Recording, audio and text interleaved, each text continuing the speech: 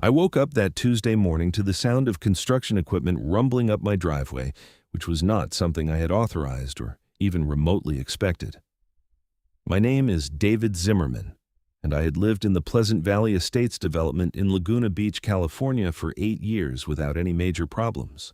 Sure, the HOA sent passive-aggressive notes about trash cans being visible from the street for more than 12 hours, and once they fined me $50 because my mailbox was the wrong shade of white, but nothing had prepared me for what I saw when I looked out my bedroom window that morning.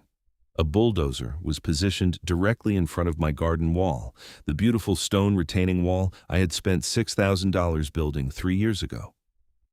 The wall held back the hillside behind my property and created a terraced garden where I grew tomatoes, herbs, and flowers.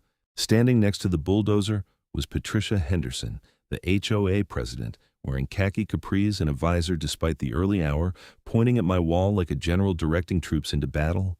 I threw on jeans and a shirt and ran outside barefoot, my heart pounding.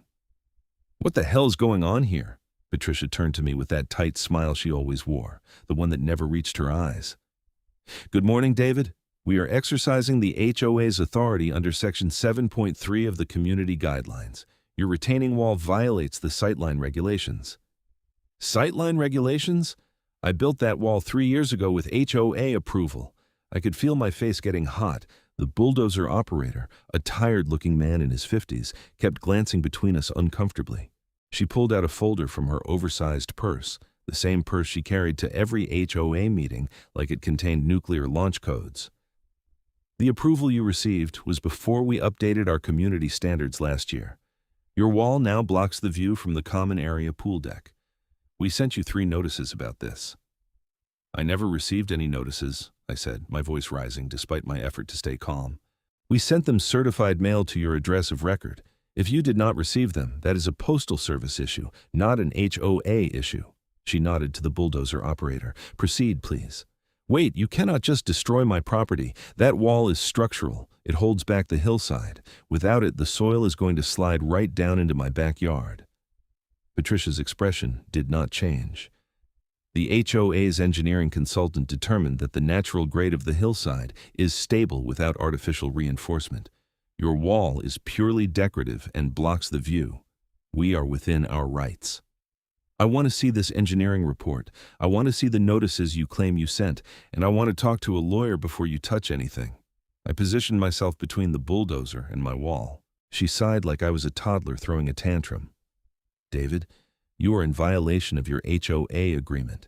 If you interfere with this authorized work, we will file for an immediate injunction and add the legal fees to your account. We have tried to handle this amicably." "Amicably?" "You show up with a bulldozer at 7 in the morning. The work must be completed today to minimize disruption to the community. Now, please step aside." I stood there for a moment, my mind racing through options. I could physically refuse to move, but that would likely get me arrested. I could call the police, but if the HOA actually had the legal authority they claimed, the cops would not help me. I could call a lawyer, but no attorney was going to get an emergency injunction before that bulldozer demolished my wall. "I am calling my lawyer right now, and you are going to regret this," I said, pulling out my phone as I backed away from the wall. Patricia just nodded to the operator again. The engine roared louder, and the bulldozer lurched forward. I filmed everything on my phone as the blade made contact with my beautiful stonework. The wall had been built properly, with rebar and concrete footer, so it did not go down easy. Each push of the blade sent chunks of stone tumbling down into my garden, crushing my tomato plants and herb boxes. I was on the phone with my lawyer's emergency line, trying to explain the situation over the noise, when I noticed something that made my stomach drop. Behind the wall, the exposed hillside was not solid earth like I remembered from before the wall was built. Years of irrigation from the properties above mine, along with the natural spring we got every winter, had saturated the soil. Without the wall holding it back, the earth already looked loose and unstable. "Patricia!" I shouted, ending the call with my lawyer. "Look at that soil! It is completely saturated. This is going to be a mudslide waiting to happen." She barely glanced at the exposed hillside. "Our engineer assured us the grade is stable. Stop being dramatic, David. You are upset about losing your illegal wall, but you will adjust." It was not illegal when I built it, and I am not being dramatic. That hillside is going to slide, and when it does, it is going down into my property and possibly into the common area below. Did your engineer even visit the site? I am not going to stand here and debate soil mechanics with you. The decision has been made. She walked back to her white Lexus SUV, the one with the custom license plate that read HOA. The demolition took less than 2 hours. By 9 in the morning, my retaining wall was reduced to rubble, my garden was destroyed, and a 15-foot-high slope of exposed earth loomed over my backyard. The bulldozer operator actually looked sympathetic as he prepared to leave. "For what it is worth, buddy, I told them this was a bad idea," he said quietly, so Patricia would not hear. "I have been doing this work for 30 years. That hillside is going to move. Maybe not today, maybe not next week, but it is going to move." "Can you put that in writing?" I asked desperately. He shook his head. "I have got 5 kids and a mortgage. I cannot afford to lose HOA contracts, but you might want to document everything and keep people away from that slope." He climbed into his bulldozer and rumbled away, leaving deep tracks in my lawn. I spent the rest of the morning taking hundreds of photos and videos of the exposed hillside, the destroyed wall, and the saturation level of the soil. My lawyer, Robert Chen, called me back around 11. "David, I have been reviewing your HOA bylaws and the situation you described. Technically, if they updated the community standards and provided proper notice, they can enforce compliance. However, if you never received those notices, we can challenge the process. And if their actions create a safety hazard, we definitely have grounds for legal action. They claim they sent certified mail. I never got anything. We can get postal records. If those notices were never actually delivered, or if they were not sent at all, that is a procedural violation. But the immediate concern is the safety issue. You said the hillside looks unstable?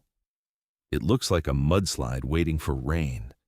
And we are in California. We are going to get rain. Okay, here is what we do. First, I am going to send a formal letter to the HOA today, putting them on notice of the hazardous condition they have created. Second, I want you to hire an independent geotechnical engineer to assess the hillside. That report will be crucial if this goes to court. Third, we are going to file a complaint with the city building department because I guarantee they did not pull proper permits for this demolition. I felt a small sense of relief that someone was taking this seriously. How much is this going to cost me? The engineer will probably run you $2,000 to $3,000 for a basic assessment. My fees we will work out, but count on several thousand minimum if this goes to litigation. Do you have the funds? I thought about my savings account. Yeah, I can manage it, but what if the hillside slides before we can do anything? Document everything, photos, videos, timestamps. Keep records of any communications with the HOA. And honestly, if you think it is imminently dangerous, stay away from that area and warn anyone nearby. After I hung up with Robert, I walked down to look at the exposed hillside from the lower angle. My property was on the uphill side of the development, and directly below the slope, about 60 feet down the grade, was the community pool area. The HOA had spent $40,000 renovating the pool deck last year, complete with new pavers, landscaping, and a ridiculous tiki bar that Patricia had insisted the community needed. From this angle, I could see exactly what Patricia meant about the sightline. My wall had blocked the view of the hillside from the pool deck. Now, without it, anyone lounging by the pool had a clear view of the slope. Of course, what they were viewing was a wall of unstable earth that looked ready to collapse, but I supposed that was a view. I noticed movement near the pool and walked over. Margaret Santos, one of the few reasonable board members, was setting up for what looked like a pool party. She waved when she saw me. "David, I heard about your wall. I'm so sorry. I voted against that action, but Patricia pushed it through with Gary and Linda's votes. Did you see the hillside? It is completely unstable now." She glanced up at the slope and frowned. "It does look pretty rough. I mentioned safety concerns at the meeting, but Patricia had that engineer's report saying it was fine. Can I see that report?" The HOA keeps all official documents in the office. Patricia has the only key since she is president, but it should be available for homeowner review if you request it in writing. In writing, of course. I rubbed my face, feeling exhausted despite it only being noon. Margaret, if that hillside slides, it is coming right down here, right into the pool area. I will talk to Patricia again about getting a second engineering opinion. That's all I can really do as a board member. She looked genuinely concerned, which I appreciated. When is your next board meeting? Not for 3 more weeks, but I can call an emergency meeting if 3 board members agree, and I think I can get Frank on board. He was not happy about the wall demolition either. Please do that, and be careful with any pool events until this gets sorted out. She gave me a worried look. We have the community 4th of July party scheduled here in 2 days. Over 100 people have RSVP'd. Patricia will never cancel it. That is in 2 days? Margaret, you need to move that party. I am serious about this danger. Let me see what I can do. I walked back home and spent the afternoon researching geotechnical engineers in the Orange County area. I found a firm in Irvine that had good reviews and experience with hillside stability assessments. When I called, they said they could send someone out the next day if I paid a rush fee. I agreed immediately. That evening, I was in my home office writing out a timeline of everything that had happened when my doorbell rang. I opened it to find Patricia standing there with another one of her folders. David, I am here to deliver this invoice for the demolition work performed today. The cost was $4,200, divided by the number of homeowners in the association. Your portion is $217, due within 30 days. I stared at her. You are billing me for destroying my own property? The demolition was necessary to bring your property into compliance with community standards. The cost is shared by all homeowners, as specified in Section 12 of the bylaws regarding enforcement actions. I am not paying you a cent. In fact, you are going to hear from my lawyer about the hazardous condition you created. She actually rolled her eyes. David, you are being incredibly dramatic about this. The hillside is perfectly safe. You are just upset about your wall. Your engineer never came to the property. Did he? Of course he did. He conducted a thorough assessment. When? What day was he here? She hesitated just briefly. I do not have my calendar with me, but it was approximately 3 weeks ago. I work from home. I'm here almost every day. I never saw any engineer. Perhaps you were out. Regardless, the assessment was completed, and the report is on file. I want a copy of that report, today. You can submit a formal written request to the HOA office, and we will provide it within the 30-day window required by California HOA law. 30 days? This is a safety issue, Patricia. In your opinion, in the opinion of our licensed professional, there is no issue. Now, you have been provided with your invoice. Good evening. She turned and walked back to her Lexus. I closed the door and immediately called Robert Chen's cell phone. He picked up on the 3rd ring. David, what happened? She just came to my house and gave me a bill for destroying my wall, and she is stonewalling on providing the engineer's report for 30 days. Okay, that billing is definitely something we can challenge, and I can file a request for the engineer's report as your legal counsel, which might speed things up. But David, I have been thinking about this situation. If you are right about the instability, we might need to take more aggressive action. Have you contacted the city? Not yet. That is next on my list. Do it first thing tomorrow. Call the building department and code enforcement. If there is a safety violation, they have the authority to intervene immediately.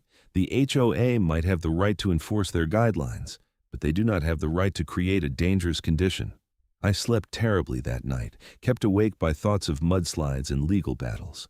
Every time I started to drift off, I imagined my backyard disappearing down the hillside, or worse, the slope collapsing onto the pool area while people were there. The next morning, I was on the phone with the city building department when the doorbell rang. It was 9 in the morning on Wednesday. Through the window, I could see a man in khakis and a polo shirt carrying a clipboard. Mr. Zimmerman, I am Derek Walsh from Walsh Geotechnical Engineering. We spoke yesterday about the hillside assessment. I let him in and showed him to the backyard. His expression changed the moment he saw the exposed slope. Oh boy, he said quietly. Who authorized this wall removal? The HOA. They said their engineer determined the hillside was stable without it. He was already taking photos and notes. Mr. Zimmerman, I need to be very clear with you. From what I can see at first glance, this slope is severely compromised. The soil saturation level, the grade angle, the lack of any erosion control measures, this is absolutely not stable.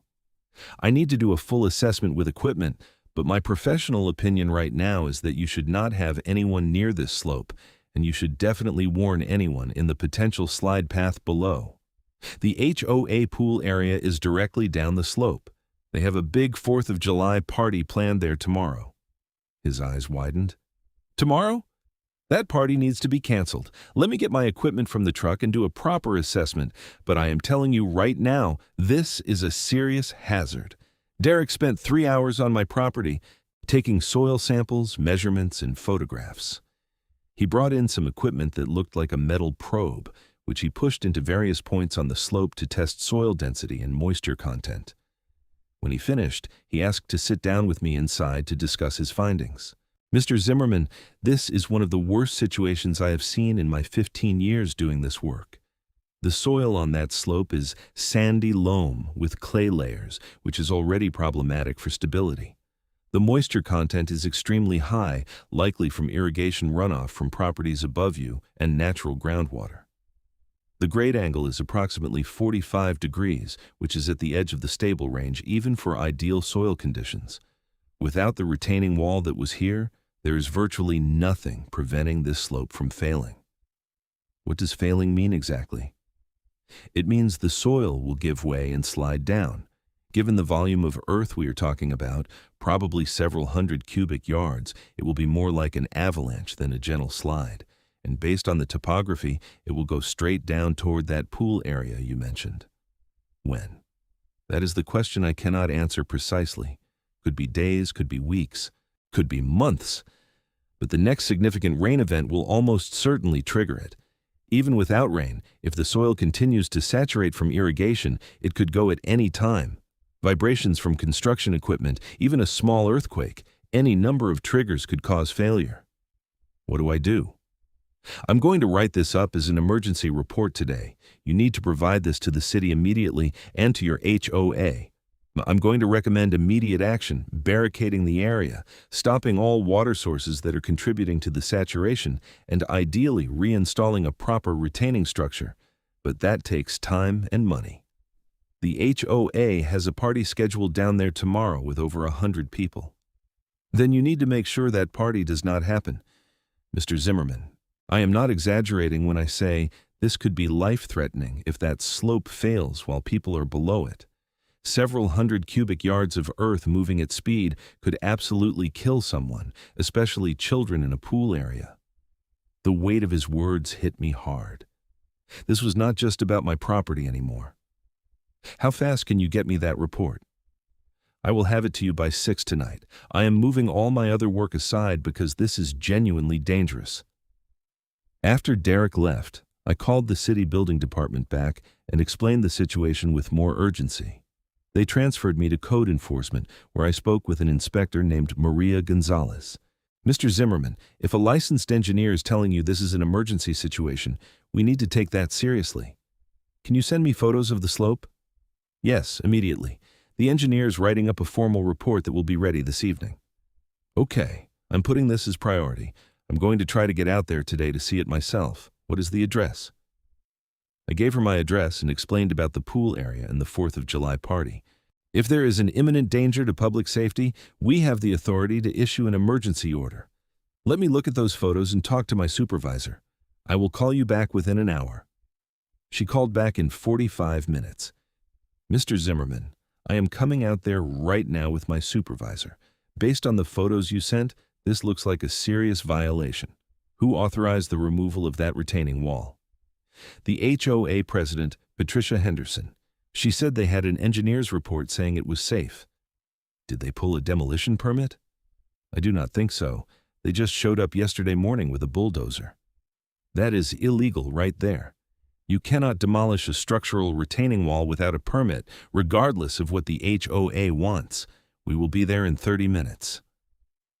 I felt a surge of hope for the first time since this nightmare started. Maybe the city could force the HOA to fix this before someone got hurt. Maria Gonzalez and her supervisor, Tom Bradford, arrived at 10:45. Both wore city identification badges and carried tablets and cameras. I showed them to the backyard, and their reactions mirrored Derek's. "Holy hell," Tom muttered, who looked at this and said it was safe. "The HOA claims they had an engineer assess it, but I've never seen that report, and I do not think the engineer actually came to the property." Maria was already taking photos and notes. "Mr. Zimmerman, we are going to issue an emergency order right now. This area needs to be barricaded immediately, and anyone in the potential slide path needs to be notified of the danger. We are also going to issue a citation to the HOA for unpermitted demolition of a structural element. There is a community pool directly down the slope, and they have a big event scheduled there tomorrow." Tom looked down the hillside toward the pool area. "That event is not happening. We will post the pool area as unsafe and issue a closure order. Maria, we need to get Patricia Henderson on the phone right now." I gave them Patricia's number, and Tom called her on speaker. She answered with her usual clipped tone. "This is Patricia Henderson." "Ms. Henderson, this is Tom Bradford with the City Code Enforcement Department. We are at 2847 Hillside Drive, the property where your HOA authorized the removal of a retaining wall yesterday. We need to talk to you about this situation immediately." There was a pause. "I'm at work right now. Can this wait until this evening?" "No, madam, it cannot. We have a serious safety hazard here. Did your organization pull a demolition permit for this retaining wall?" "We did not need a permit. It was an HOA enforcement action on private property within our community." "Ms. Henderson, that is incorrect. Any demolition of a structural element requires a city permit, regardless of whether it is HOA related. Furthermore, we have assessed the exposed hillside, and it poses an immediate danger to public safety. We are issuing an emergency order requiring immediate mitigation measures. We have an engineer's report stating the hillside is stable. We will need to see that report. Can you provide it to us today?" Another pause. "I will have to retrieve it from our files. I can get it to you tomorrow." "Madam, this is an emergency situation. We need that report immediately. Can you access your files and email it within the next 2 hours?" "I suppose I can leave work early to get it." She sounded irritated rather than concerned. "Please do that. Also, you have a community pool in the slide path of this hillside. We are issuing an immediate closure order for that facility until the hazard is mitigated. I understand you have an event scheduled there tomorrow." "Yes, our annual 4th of July celebration. We have been planning it for months. You cannot just cancel it." "We are not canceling it, madam. We are closing a dangerous facility. You will need to relocate your event or cancel it. We will be posting closure notices within the hour." "This is ridiculous. Our engineer said it was safe." Her voice was rising. "Then we will review your engineer's report, but our inspector has assessed the situation and we are seeing severe instability. We will also be conducting our own formal engineering assessment. Until then, the closure stands. Please send that engineer's report to this email address." He gave her Maria's city email. After Tom hung up, he turned to me. "Mr. Zimmerman, I want you to stay away from that slope and do not let anyone else near it. We are going to place barricades at the pool area and post notices. I'm also going to recommend that the city hire an independent engineer to assess this, and if our assessment matches what you are seeing, the HOA is going to be required to fix this immediately." "How long will that take?" "The assessment, we can probably get someone out here in a day or two, given the emergency nature. The actual repairs, that is going to depend on what is required, but we are talking weeks at minimum, maybe months. In the meantime, that pool stays closed." They left to go post the closure notices at the pool, and I sat in my backyard, staring at the slope that had become the center of my life. My phone rang. It was Robert Chen. "David, I just got a very angry call from Patricia Henderson's lawyer. Apparently the city showed up." "Yes, code enforcement was just here. They are closing the pool and citing the HOA for unpermitted demolition." "Outstanding. That gives us significant leverage.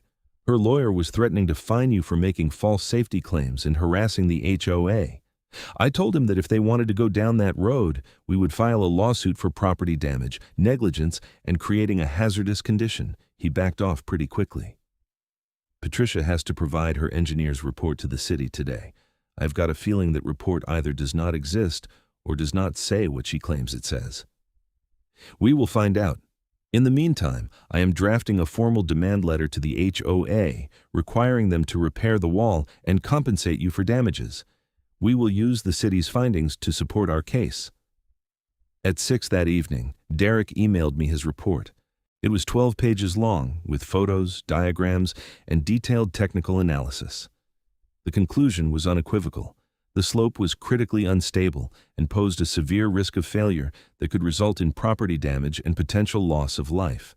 He recommended immediate barricading, elimination of water sources, and reconstruction of a proper retaining wall with appropriate drainage systems.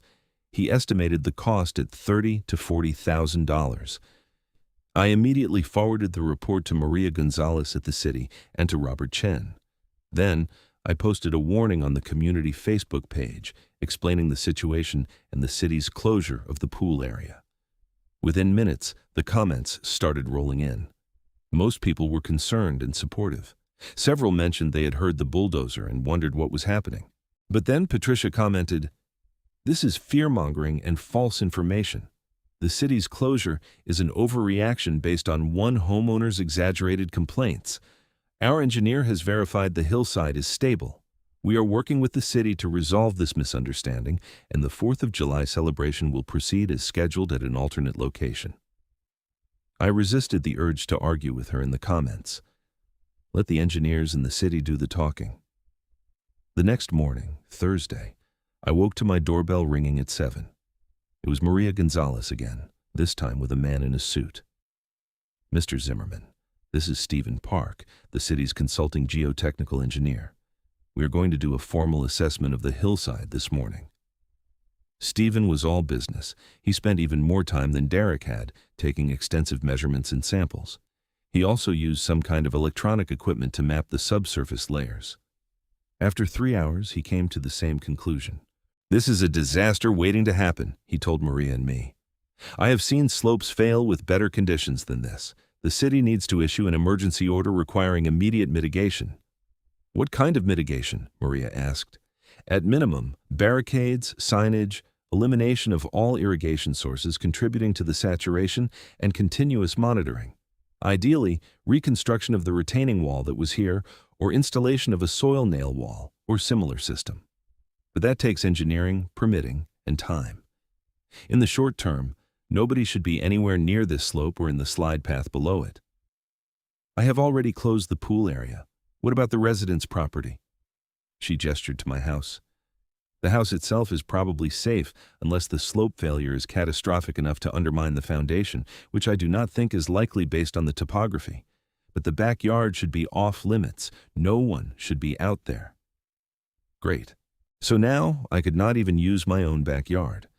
After they left, I checked the community Facebook page again. Patricia had posted an announcement that the 4th of July party was moved to the community clubhouse and front lawn area.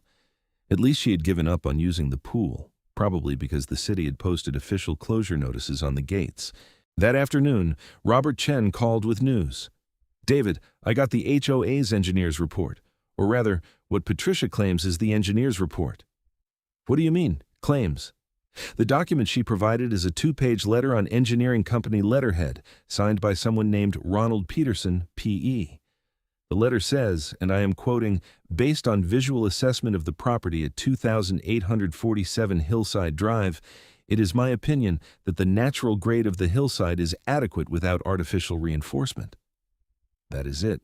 No measurements, no soil testing, no technical analysis, just an opinion based on a visual assessment.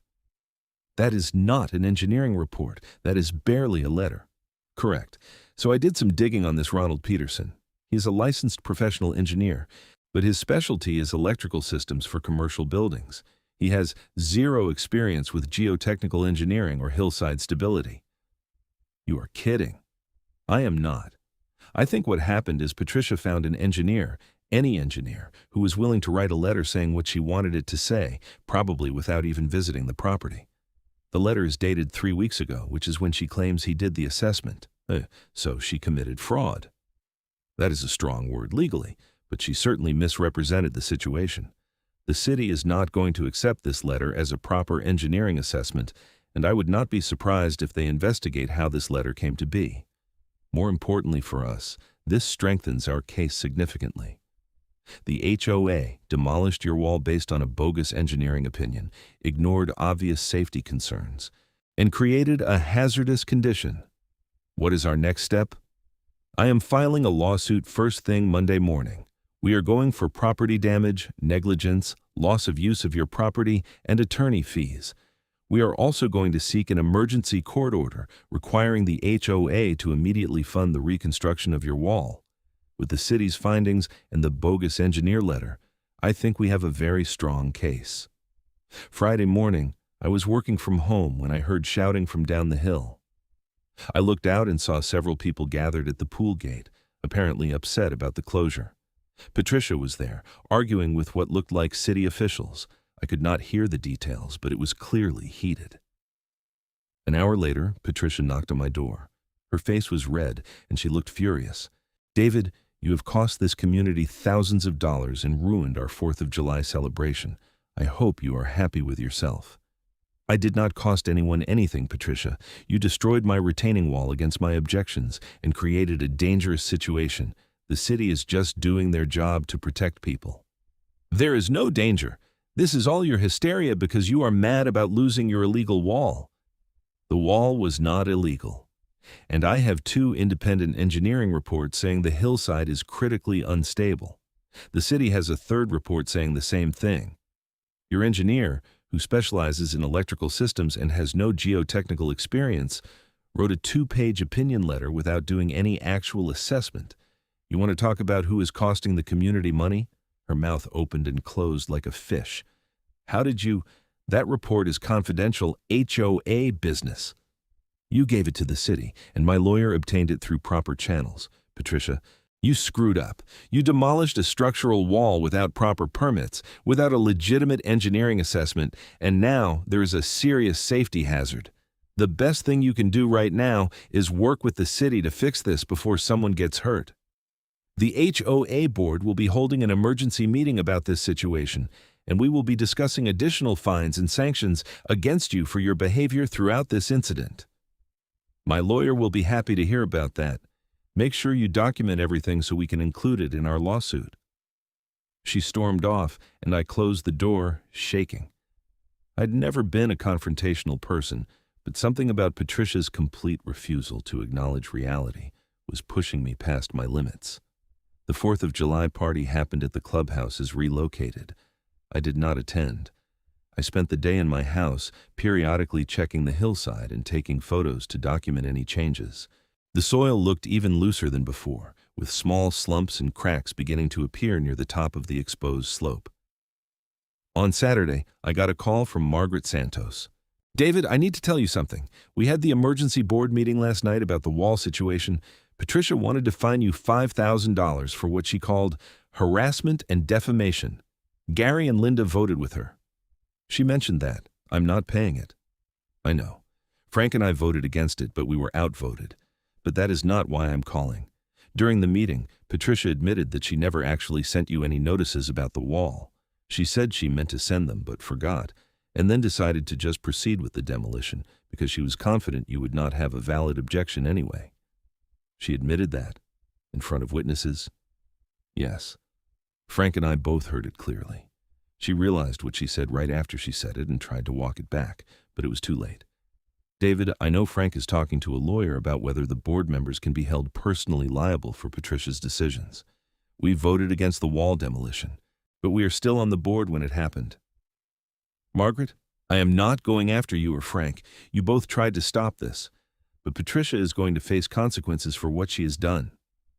I think some homeowners are preparing a petition to remove her as president and possibly from the board entirely. What she did was reckless, and now the pool is closed indefinitely and the community is facing a massive repair bill."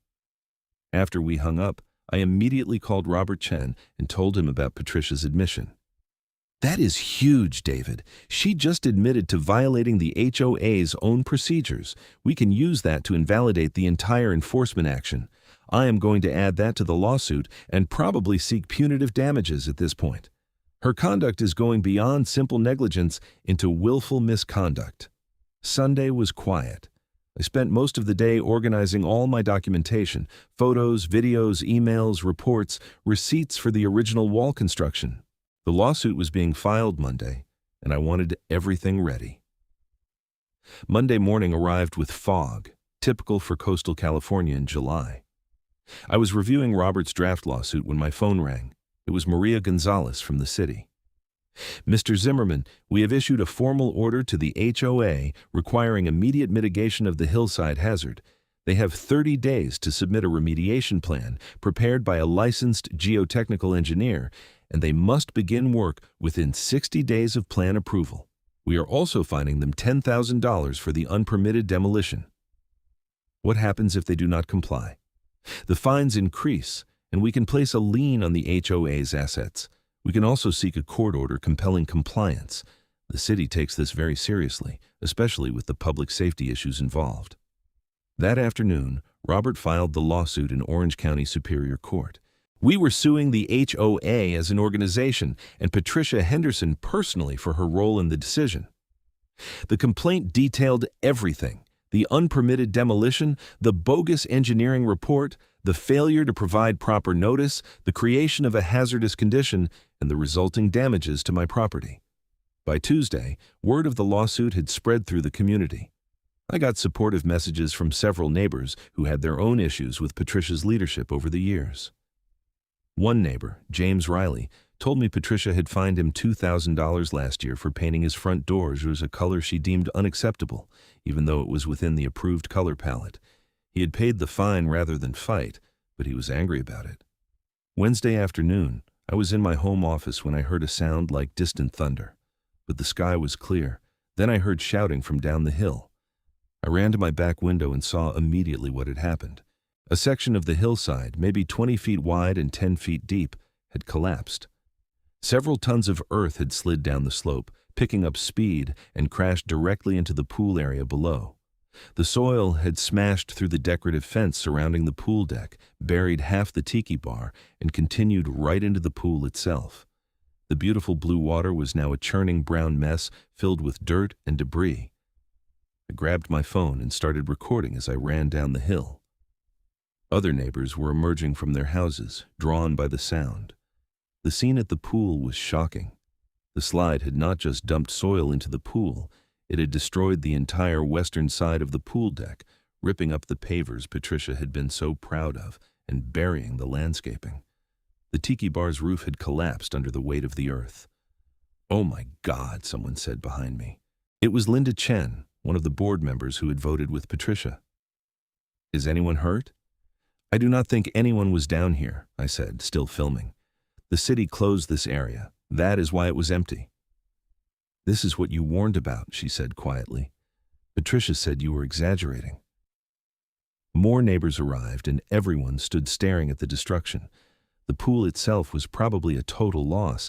Even if they removed all the dirt, the impact had likely cracked the shell. The deck would need complete reconstruction. The fence, the bar, the landscaping, all of it was destroyed. Someone had called 911, and within minutes, fire trucks arrived. The firefighters assessed the scene and immediately expanded the closure area, moving everyone back in case more of the hillside came down. "Who owns this property?" one of the firefighters asked. "AET. "It is HOA common area," I said. "The pool and deck are community property." "And what about that hillside?" He pointed up to my property. "That is my property. The HOA demolished my retaining wall 6 days ago, and I have been warning them this would happen ever since. The city issued a closure order for this area 4 days ago because of the danger." "So nobody was supposed to be down here?" "Correct. That's probably why nobody got hurt." He nodded grimly. "You are lucky. If this had happened during that 4th of July party we heard was planned here, people could have died. That is a lot of earth moving at high speed." The fire department called in the city code enforcement, and Maria Gonzalez arrived within an hour.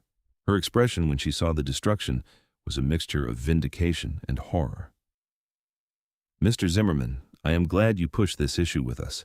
If we had not closed this area..." She did not finish the sentence. "What happens now?"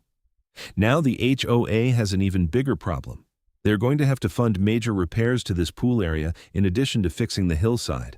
And given that we specifically warned them this could happen, they are going to have a very hard time claiming this was unforeseeable. I would not be surprised if there are more legal consequences." By evening, the hillside collapse was the only thing anyone in the community was talking about. The Facebook page exploded with comments. Some people blamed me for causing problems by complaining about the wall removal. But most people were angry at Patricia for creating this disaster. Patricia herself posted a statement. "Today's unfortunate incident at the pool area was an unforeseeable natural event. The HOA will be working with our insurance company and contractors to assess the damage and develop a repair plan. We appreciate everyone's patience during this difficult time. I could not help myself." I commented, "This was not unforeseeable. I warned you 6 days ago that this would happen. 2 independent engineers warned you. The city warned you. You chose to ignore all of those warnings, and this is the result. Take responsibility for your decisions." The comment got over 60 likes in an hour. Thursday morning, I got a call from the HOA's insurance company. A claims adjuster named Rebecca Morrison wanted to inspect my property and get my statement about what happened. "Mr. Zimmerman, I need to understand the sequence of events here. Your retaining wall was removed, and then several days later, the hillside collapsed?" "That's correct. The wall was removed on Tuesday, June 30th. The hillside collapsed on Wednesday, July 8th. 8 days. "And you reported concerns about the stability immediately after the wall was removed?" "Yes. I hired an independent engineer who confirmed the danger. The city inspected and issued a closure order. I warned the HOA board multiple times. Everything is documented." She sighed. "I'm going to be honest with you, Mr. Zimmerman. Based on what I am seeing and what you are telling me, I do not think we are going to cover this claim. The HOA's policy has exclusions for damage resulting from unpermitted work and damage that occurs despite specific warnings. If what you are saying is accurate and the HOA proceeded with this demolition against professional advice and without proper permits, they are on their own for the cost of repairs." "How much are we talking about?" "The pool alone is probably $60,000 to $80,000 to fix, maybe more depending on structural damage. The deck and landscaping, another $40,000 to $50,000. And that is not even counting the hillside stabilization work, which could easily be another $50,000 or more. We are talking about $200,000 in total costs, maybe more. The HOA is going to have to do a special assessment on all the homeowners.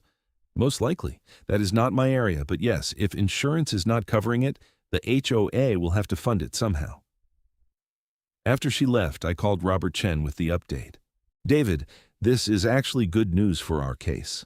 The insurance denial means the HOA is going to be desperate to find someone else to blame and a way to cover these costs. They might be more willing to settle with you to avoid a prolonged legal battle they cannot afford. Or they might fight harder because they cannot afford to lose." "True.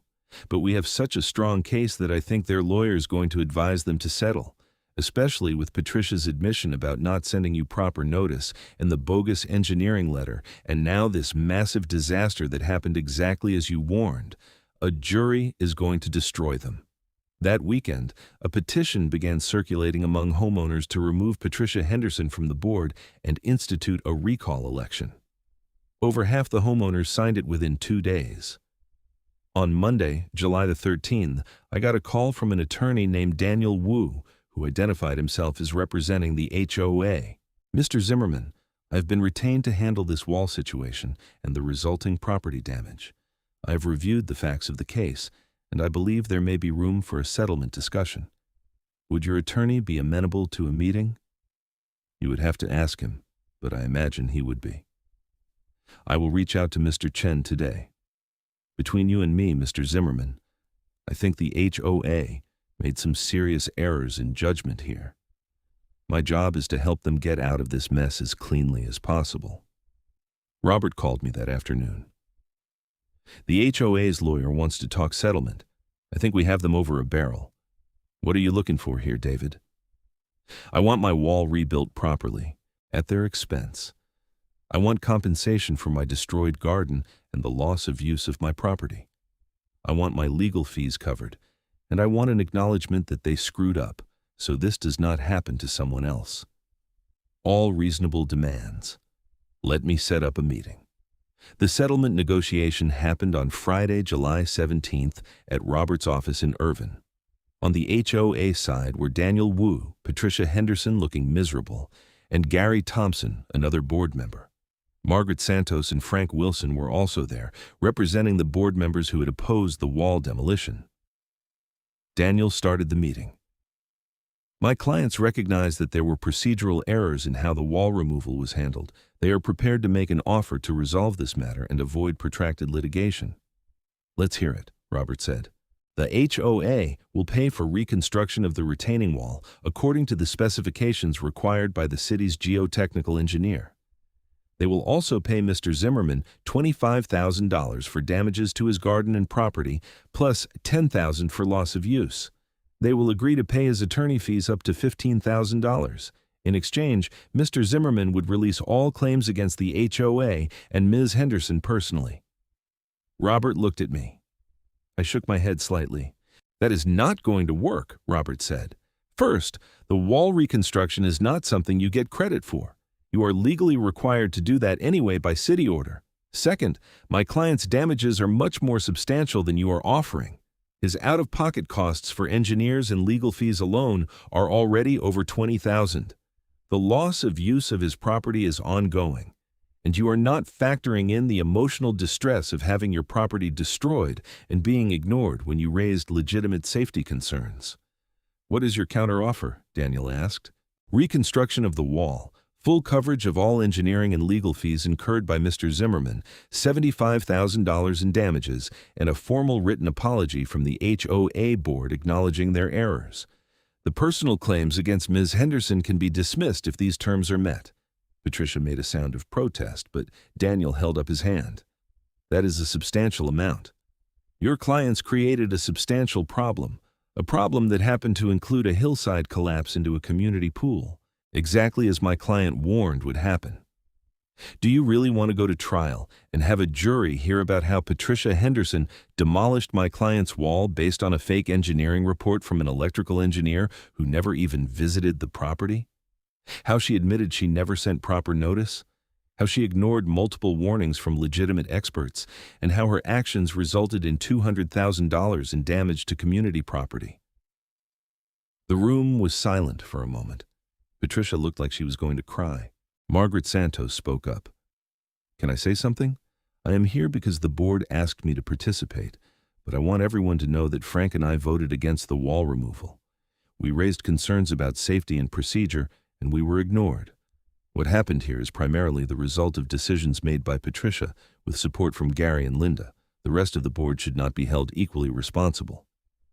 Gary shot her an angry look, but Daniel nodded. I appreciate that context. Let me confer with my clients for a moment. He asked us to step out of the conference room. We waited in the hallway for about 20 minutes. When we were called back in, Patricia looked defeated. We will accept your terms with one modification, Daniel said. The damage payment will be $60,000, not $75,000. The HOA is facing substantial costs for the pool repairs and hillside stabilization. This is the maximum they can afford without doing a special assessment that would likely cause a homeowner revolt. Robert looked at me. I thought about it. $60,000 plus full legal fees and the wall reconstruction was actually a good outcome, and I wanted this to be over. Agreed, I said, but I want the written apology to be specific about what went wrong. I do not want some vague non-apology. I will work with you on the language, Daniel said. We signed a settlement agreement the following week. The HOA agreed to pay me $60,000 for damages, cover all my engineering and legal fees, which totaled about $23,000, and reconstruct my retaining wall according to the city-approved specifications. They also issued a formal written apology that read, in part, the Board of Directors acknowledges that the removal of the retaining wall at 2847 Hillside Drive was handled improperly. Proper notice was not provided to the homeowner, appropriate engineering assessment was not conducted, required permits were not obtained, and legitimate safety concerns were ignored. These failures in judgment resulted in property damage and created a hazardous condition that put members of our community at risk.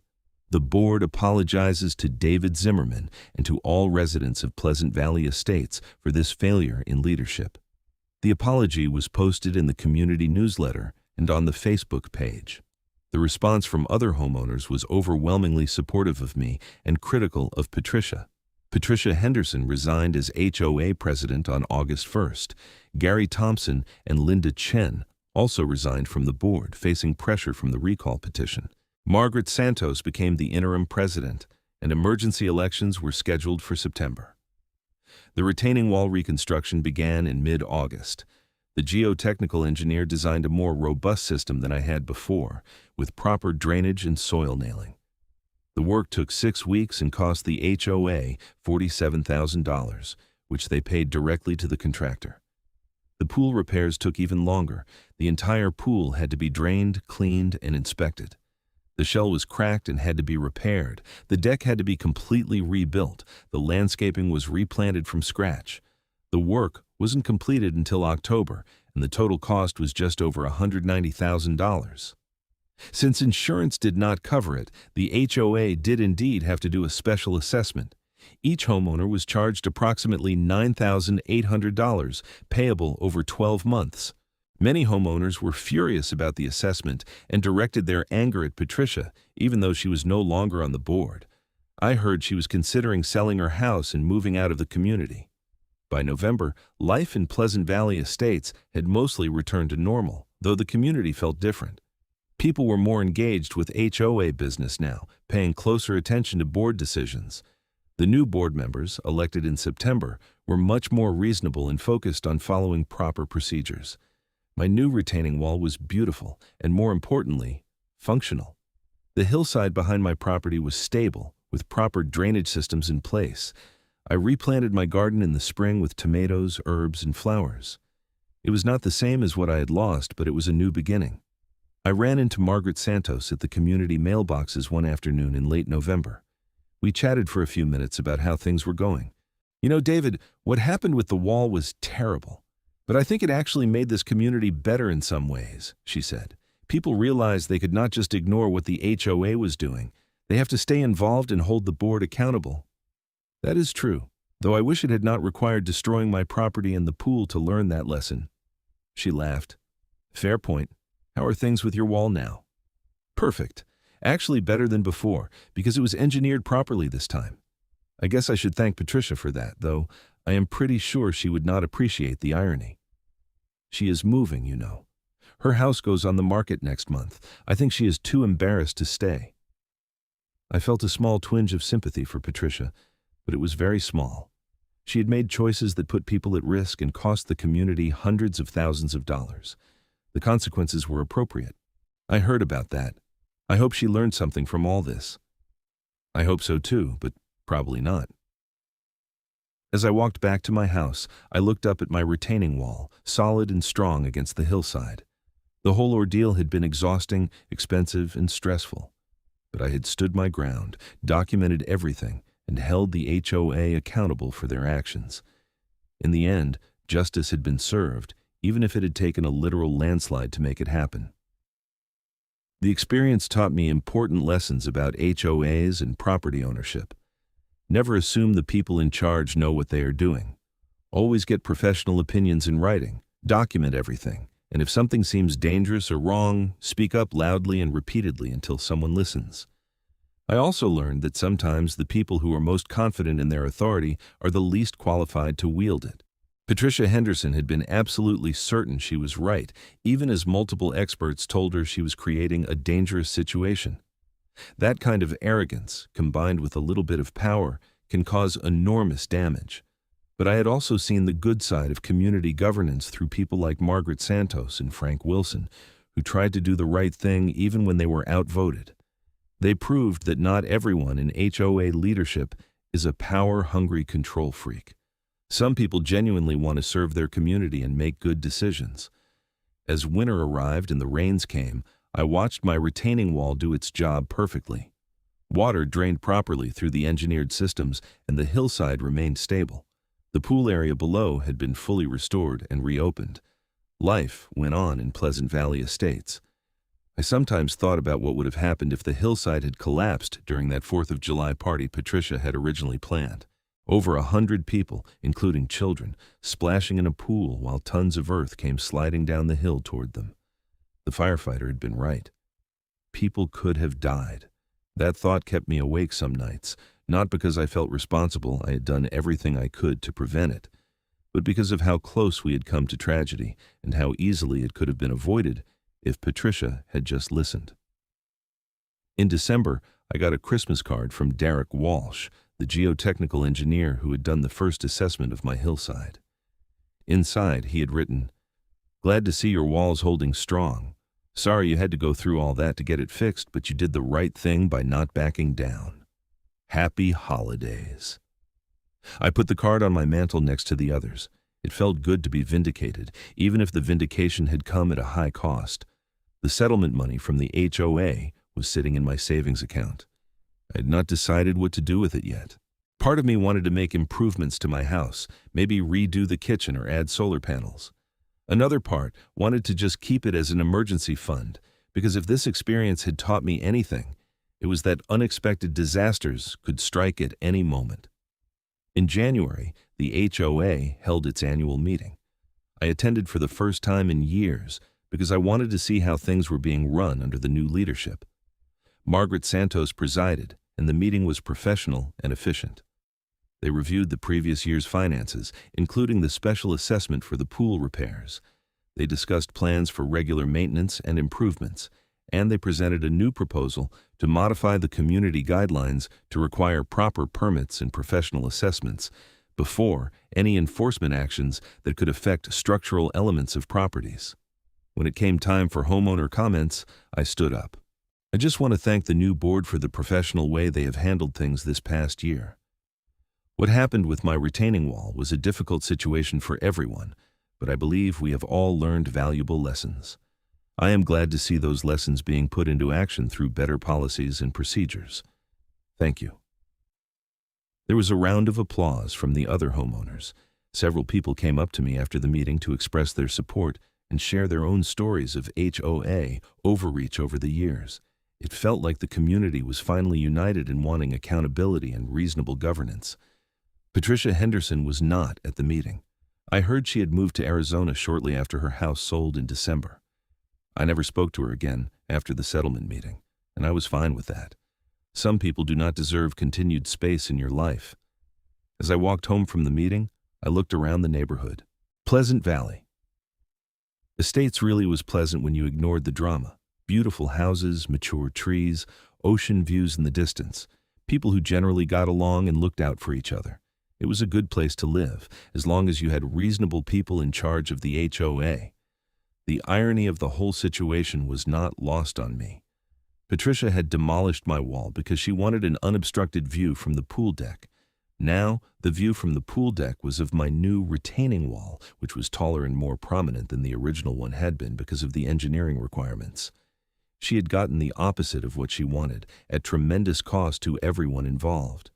Sometimes karma works in mysterious ways, and sometimes it works in the form of several hundred cubic yards of dirt sliding down a hillside into a pool. I settled back into my normal life as the months passed. Work continued from my home office, my garden grew, the seasons changed. The trauma of watching my wall be demolished and then dealing with the aftermath faded into memory, though I never forgot the lessons learned. In March, Robert Chen called me. "David, I just got an interesting call. Patricia Henderson's lawyer contacted me. Apparently, she is facing potential criminal charges." "What? For what?" "The district attorney's office is investigating whether she committed fraud in obtaining that bogus engineering letter. They think she might have misrepresented the situation to the engineer or even falsified parts of the letter. If they can prove she knowingly used false documentation to authorize the demolition, that could be prosecuted." "Is that likely to happen?" "Hard to say. White-collar cases like this can be tough to prove. but the fact that they are investigating suggests they think there is something there. I will keep you posted if anything develops." I hung up feeling oddly conflicted. Part of me wanted Patricia to face consequences for her actions, but another part of me just wanted to be done with the whole situation. I had my settlement, my wall was rebuilt, and life had moved on. Did I really want to get dragged back into this mess for a criminal trial? As it turned out, I did not have much choice. In April, I got a call from an investigator with the Orange County District Attorney's Office asking if I would come in to give a statement about the retaining wall situation. I agreed.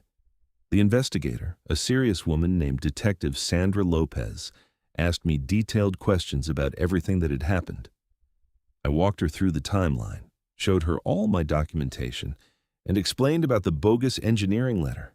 "Mr. Zimmerman, based on what you are telling me and what we have found in our investigation, we believe Ms. Henderson engaged in a pattern of deceptive conduct. The engineer who signed that letter, Ronald Peterson, says he was told by Ms. Henderson that the wall was purely decorative and that she just needed a professional opinion to satisfy HOA insurance requirements.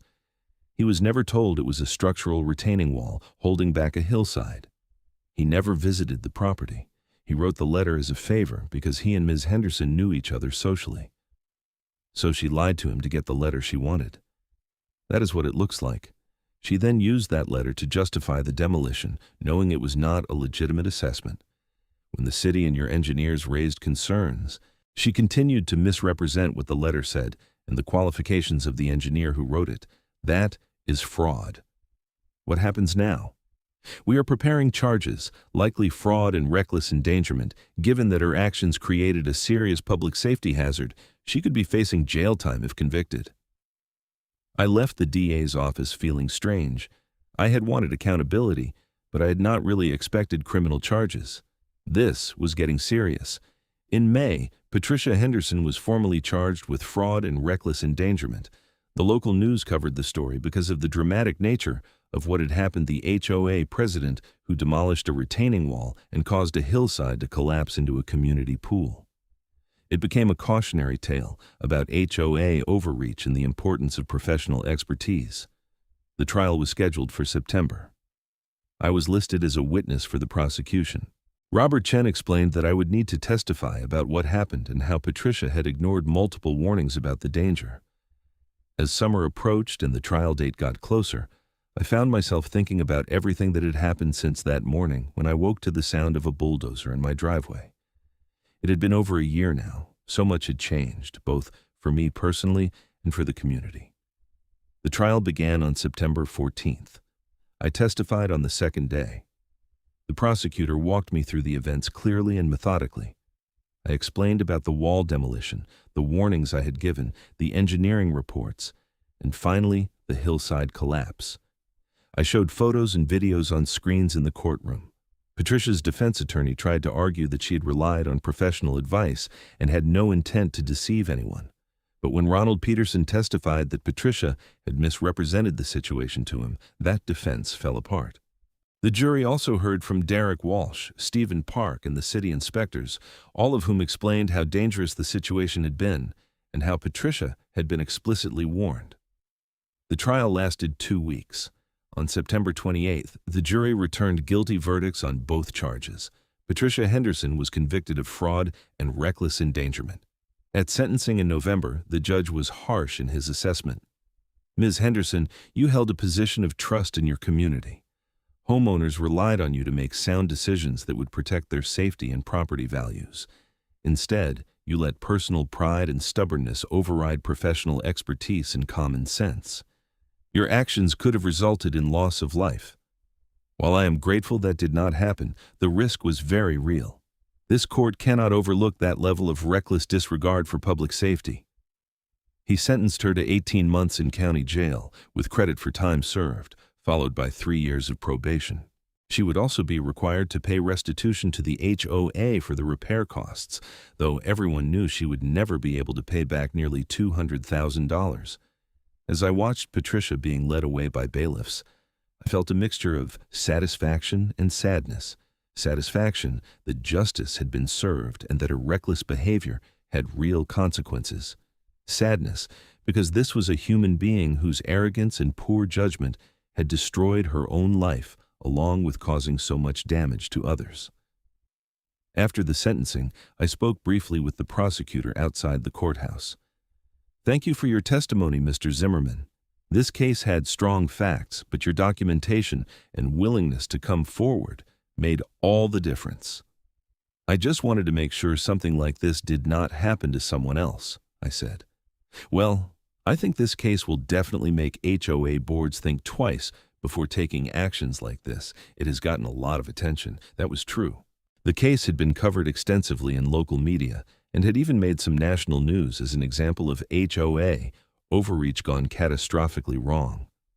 I had done a few interviews explaining what happened and advocating for stronger oversight of HOA enforcement actions. As I drove home from the courthouse that day, I reflected on the journey from that morning with the bulldozer to this moment of final resolution. It had been exhausting and expensive. Even with the settlement, it had consumed months of my life and caused stress I would not wish on anyone. But I had done the right thing by fighting back, by documenting everything, by standing up to Patricia even when she tried to intimidate me.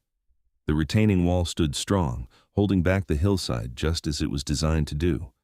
My garden had fully recovered and was thriving. The community pool had been repaired and was once again the gathering place for summer barbecues and pool parties. Pleasant Valley Estates had moved on, now with better leadership and better policies to prevent future disasters. Sometimes I walk down to look at the pool area and think about how different things could have been. If I had not pushed back, if I had not hired engineers, if I had not documented everything, if the city had not taken it seriously, if that hillside had collapsed 2 days earlier during the 4th of July party. But none of those things happened because people did their jobs and because I refused to let Patricia's arrogance and incompetence go unchallenged. The system worked, eventually, even though it took a literal landslide to prove the point. I learned that homeowners associations can be wonderful when run by reasonable people with good intentions, but they can also be dangerous when run by petty tyrants who value control over common sense. The key is involvement, vigilance, and willingness to fight when necessary. My experience became something of a legend in the community. New homeowners would hear the story and ask me about it. I always told them the same thing. Pay attention to what your HOA is doing. Document everything. Get professional opinions when needed, and never assume that someone's title or position means they actually know what they are talking about. As winter arrived again, and I sat in my backyard looking at my retaining wall, I felt a sense of peace. The nightmare was over. Justice had been served. My property was restored and actually improved from how it had been before. The community was stronger and more engaged, and Patricia Henderson was in jail where her reckless actions had finally caught up with her. Sometimes the universe has a way of correcting itself. It just takes time, persistence, and the courage to stand up for what is right even when powerful people tell you to sit down and be quiet. I never regretted fighting back against the HOA's decision to demolish my wall, not for a single moment. Because in the end, I was right, they were wrong, and everyone who lived in Pleasant Valley Estates was safer because I had the courage to make sure the truth came out. The retaining wall stood strong, the hillside was stable, and life went on, just as it should, in a community where people looked out for each other and held those in power accountable for their decisions. That is all anyone can really ask for.